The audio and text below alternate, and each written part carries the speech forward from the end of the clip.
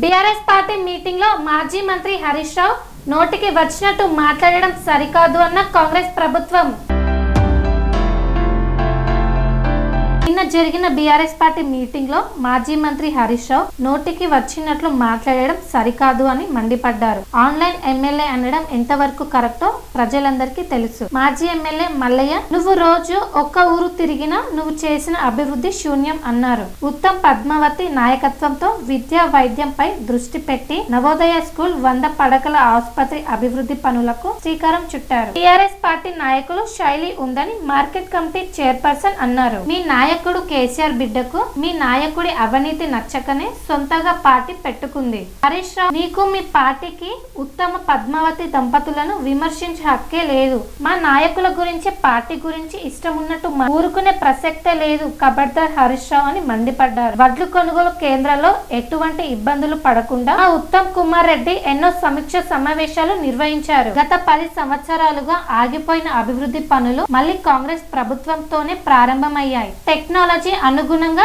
తమ మంత్రి MLA online లో ఉండి మీకు వచ్చిన నష్టం ఏంటి అని అడిగాడు మాజీ మంత్రి హరీష్ రావు. కోదాడ నియోజకవర్గం ఎవరి హయాంలో ఎక్కువ అభివృద్ధి చెందింది అనే విషయం మీద చర్చకు రావడానికి మా నియోజకవర్గం కాంగ్రెస్ నాయకులంతా సిద్ధం.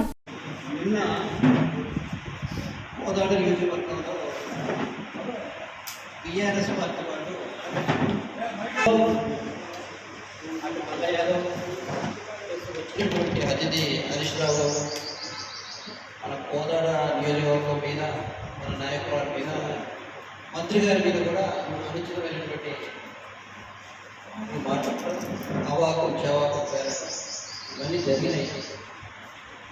దాన్ని సందర్భించి మా పార్టీ నాయకులందరూ కలిసి తప్పకుండా అట్టి ఆరోపణలు ఖండించాలి అవసరం ఉందని చెప్పేసి మేము భావించి ఈరోజు ఇక్కడ సమావేశమైన దానికి మన పత్రిక గురించి ఈ సందర్భంగా ఒక్కొక్క నాయకుడు ఒక్కొక్క విధమైన స్పందిస్తాడు. దయచేసి దాన్ని మీరు స్వీకరించవలసి. వేల ఓట్లతో ఊడిపోయాడు ఆయన, ప్రజల మధ్యలో ఉన్నట్ట 600తోటి ఆయన గెలిచిండు, 60,000 ఓడిపోయాడు. సరే ఓటమి అనేది సహజం రాజకీయాల్లో. ఆయన ఇన్ఛార్జిగానే ఉన్నాడు బీఆర్ఎస్ పార్టీకి. మొన్న జరిగిన ఎన్నికల్లో ఎవరికి మెజారిటీ వచ్చింది? సర్పంచ్ ఎన్నికల్లో 120 సర్పంచ్ స్థానాలు స్థానాలు ఆయన గెలిపించుకోగలిగాడు. మొన్న జరిగిన కోదాడ మున్సిపాలిటీ ఎన్నికల్లో ఆ బీఆర్ఎస్ పార్టీకి ఎన్ని సీట్లు వచ్చినాయి? 35 కౌన్సిలర్ స్థానాల్లో చెప్పుకున్నాం కదా. మరి జరిగినటువంటి ఎన్నికల్లో సర్పంచ్ ఎన్నికల్లో కానీ కోదాడ మున్సిపాలిటీ ఎన్నికల్లో కానీ మీ రిజల్ట్ ఏంటి? 120 సర్పంచ్ స్థానాల్లో ఎన్ని స్థానాల్లో మీ పార్టీని గెలిపించుకోగలిగారు? అంతేకాకుండా మొన్న మున్సిపాలిటీ ఎన్నికల్లో 35 కౌన్సిలర్ స్థానాల్లో అదొక్కటి మీరు గుర్తుంచుకోవాలి. ఈరోజు ఎస్సీ ఎస్టీ మైనార్టీ వారికి ఎక్కడో మారుమూల గ్రామం ఉన్నటువంటి మేము ఈరోజు అవినీతి లేకుండా ₹1 కరప్షన్ లేకుండా మరి మార్కెట్ కమిటీ అవకాశం నాకు ఇచ్చి నిలువెత్తు నేనే సాక్ష్యం. మా ప్రభుత్వం, మా ఎమ్మెల్యే గారికి, మా ఉత్తమ్ పద్మావతి రెడ్డి గారికి, అదేవిధంగా మా మంత్రివర్యులు గారికి నేనే నిదర్శనంగా నేను తెలియజేస్తున్నాను హరీష్ రావు గారు. మరి ఈరోజు మా కోదాడ, మా హుజూర్ నగర్ 2 నియోజకవర్గాల్లో ప్రజలు అడగక ముందే ఇస్తున్నటువంటి మరి మా మంత్రి గారు ఉత్తమ్ కుమార్ రెడ్డి గారు, మా ఎమ్మెల్యే గారు, మరి మేము డెవలప్మెంట్లో ముందున్నాం రాష్ట్రంలోనే. దయచేసి మీరు వచ్చి మీటింగ్ పెట్టుకోండి. కానీ మా దేవుళ్ళు మరి 2 నియోజకవర్గాల్లో దేవుళ్ళుగా వారు పేరు పొందారు. మరి మీరు దయ్యాల పేరు పొందారు కావున మీరు నోటు జాగ్రత్తగా ఉంచుకుంటే మంచిదని మీ అందరూ మీకు. హుజూర్ నగర్లో ఈ రాష్ట్రంలోనే ఏ నియోజకవర్గం అభివృద్ధి ఇక్కడ మంత్రి గారు, ఎమ్మెల్యే గారు చేస్తుంటే ఈ హయాంలో ఏం జరిగిందో చూసుకోకుండా అవాకులు చవాకులు వేరడం కరెక్ట్ కాదు. మీరు 1,00,000 కోట్లు పెట్టి ప్రాజెక్టు కడితే 1 ఎకరం బాగలేదు. మీ హయాంలో కన్నా ఈరోజు మరి ఎన్ని రెట్లు వరి పంట ఇక్కడ ధాన్యం ఎక్కువ పండింది. మరి బోనస్ మీ గవర్నమెంట్లో ఎప్పుడైనా ఇచ్చిరా? మేము బోనస్ ఇచ్చినాం. అదేవిధంగా రైతు భరోసా కూడా అందరికీ వేస్తాం.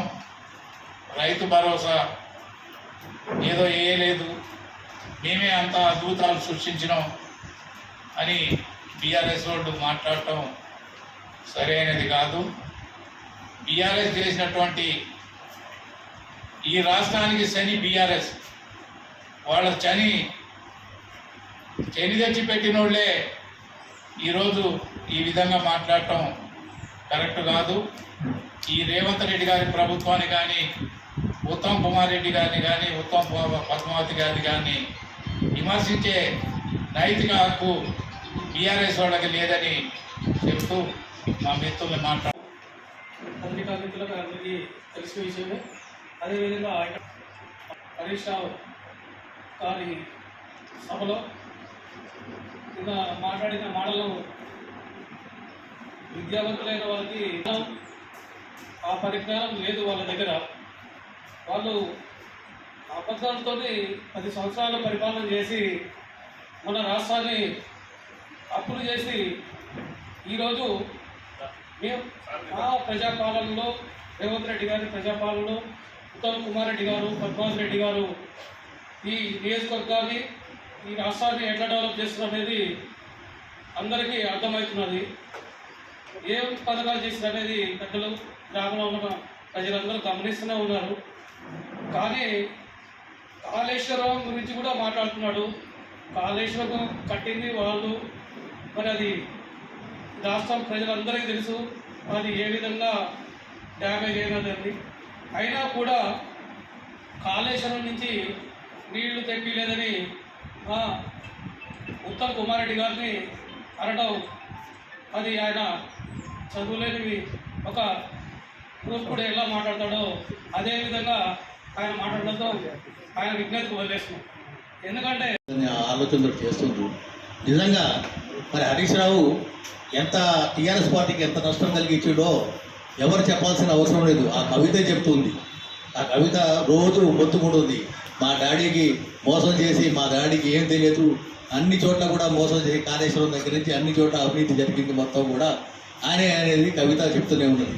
అంత మాత్రం నీకు ఇంకా దాన్ని సరి చేసుకొని మరి కవితే మరి టీఆర్ఎస్ ఉన్న ఎవరైతే బిగ్ బాస్ ఉండో ఆయన బిడ్డే నీ మీద ఇంత విమర్శలు చేస్తే నీకు సిగ్గు లేకుండా నువ్వు ఎంతో అభివృద్ధి చేసుకుంటూ, ఎన్నో రకాలుగా అభివృద్ధి చేసుకుంటూ ఇక్కడ ఈ 2 నియోజకవర్గాలు కూడా వాళ్ళ ప్రజలే తన బిడ్డలని పరిపాలించుకుంటూ ఎన్నో రకాలుగా 24 గంటలు కూడా శ్రమించుకుంటూ చేసుకున్న మన ఉత్తమ్ సార్.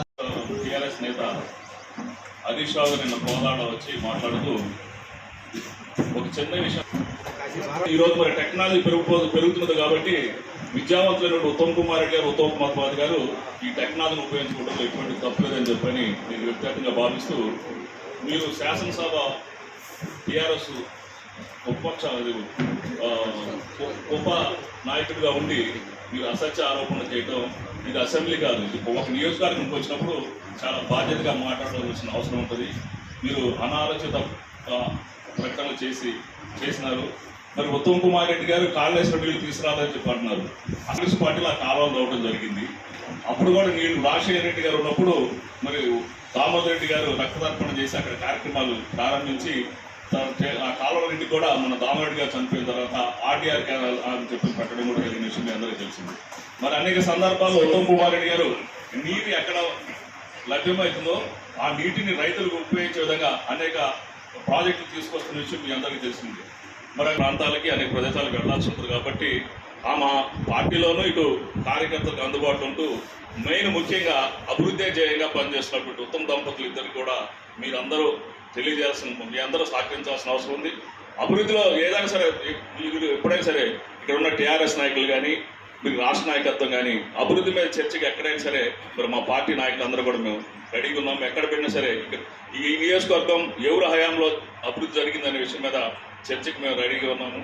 మీరు అసత్య ఆరోపణలు చేయడం సమంజసం కాదని, బాధ్యతాయుతమైనటువంటి ఒక ప్రతిపక్ష నాయకుడిగా బాధ్యతగా ప్రవర్తిస్తే మీకు కూడా సమాజంలో మంచి గుర్తింపు వస్తుందని చెప్పి హితవు చెప్పినట్టు ఎవరు సమావేశాలు పెట్టుకునేటువంటి హక్కు అందరికి ఉన్నది, కానీ అబద్ధాలు మాత్రం పూర్తిగా టీఆర్ఎస్ వచ్చినాకనే పుట్టినాయి అని నా యొక్క భావం.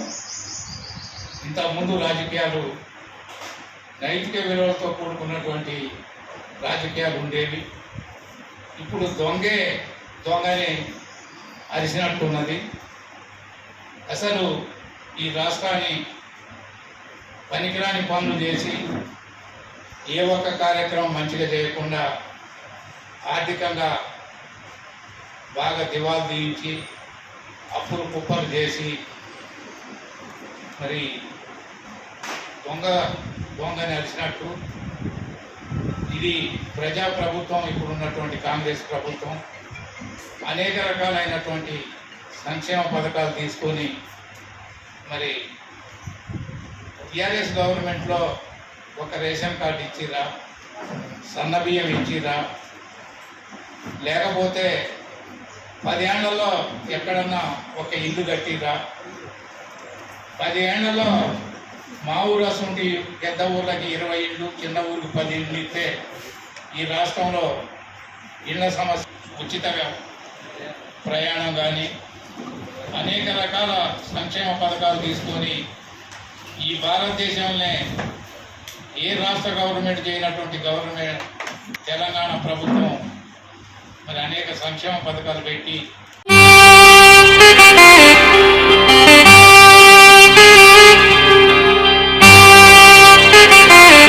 శ్రీ సమ్మక్క సారక్క జ్యోతిష్యాలయం శ్రీ సమ్మక్క సారక్క దేవతల ఆరాధనతో మంత్రసిద్ధి వాక్సిద్ధి పొందిన కోయ గురువు పి లక్ష్మణ్ రాజ్ గురూజీ. ఈ సృష్టిలో దైవశక్తి ఉన్నది ఎంత నిజమో, దుష్టశక్తి ఉన్నది అన్నది కూడా అంతే వాస్తవం. మనకు తెలియకుండానే మన చుట్టూ దుష్టశక్తులు తిరుగుతుంటాయి. మనమంటే గిట్టని వారు, మన ఎదుగుదల నచ్చని వారు మనపై ఎన్నో ప్రయోగాలు చేస్తుంటారు. ఈ ప్రయోగాల వల్ల మనశ్శాంతి కరువవుతుంది, లక్ష్మీ కటాక్షం దూరమవుతుంది, ఎదుగుదల ఆగిపోతుంది, ఆస్తులు చేజారుతుంటాయి, కుటుంబ కలహాలు చోటు చేసుకుంటాయి, రోడ్డు ప్రమాదాలు జరుగుతుంటాయి, ఆరోగ్య సమస్యలు రావడం, పెళ్లి సంబంధాలు కుదరకపోవడం, వివాహ బంధంలో పీటలు భారడం వంటి అనేక ఇబ్బందులకు గురవుతుంటారు. దుష్టశక్తుల ప్రభావం నుండి బయటపడడానికి, ఉద్యోగాన్ని పొందడానికి, ఉద్యోగ ఉన్నతికి, వ్యాపార అభివృద్ధికి, కోర్టు సమస్యల పరిష్కారానికి, రాజకీయ ఎదుగుదలకు, వ్యవసాయంలో మేటి దిగుబడి కోసం, పిల్లల భవిష్యత్తు ఉజ్వలంగా ఉండేందుకు ఒక్కసారి మీరు శ్రీ సమ్మక్క సారక్క జ్యోతిష్య ఆలయాన్ని సందర్శించండి. లక్ష్మణ్ రాజు గురూజీని కలవండి. మీ జీవితంలో ఉన్న సమస్త సమస్యలకు పరిష్కారం దొరుకుతుంది. నరదోష, నాగదోషం, బాలగ్రహ దోషాలు, లక్ష్మీ కటాక్షం కోసం, ఆర్థిక అభివృద్ధి కోసం, కనుదిష్టి ప్రభావం, చెడు ప్రయోగాల నివారణ కోసం శక్తి పూజలు చేసి శాశ్వత పరిష్కారం చూపుతూ యంత్రాలు ఇవ్వబడును. అంతేకాక సంతాన ప్రాప్తి కొరకు, సర్వరోగ నివారణ కొరకు వన మూలికలతో మూలికా వైద్యం చేయబడును. సమస్య ఏదైనా పరిష్కారం మా వద్ద లభించును. నమ్మకంతో రండి, ఆయురారోగ్యాలతో వర్ధిల్లండి. మా అడ్రస్ శ్రీ సమ్మక్క సారక్క జ్యోతిష్యాలయం, కొంపల్లి కమాన్ వద్ద, కొంపల్లి, మేడ్చల్, మల్కాజ్గిరి జిల్లా. సంప్రదించవలసిన ఫోన్ నంబర్ 6369684174.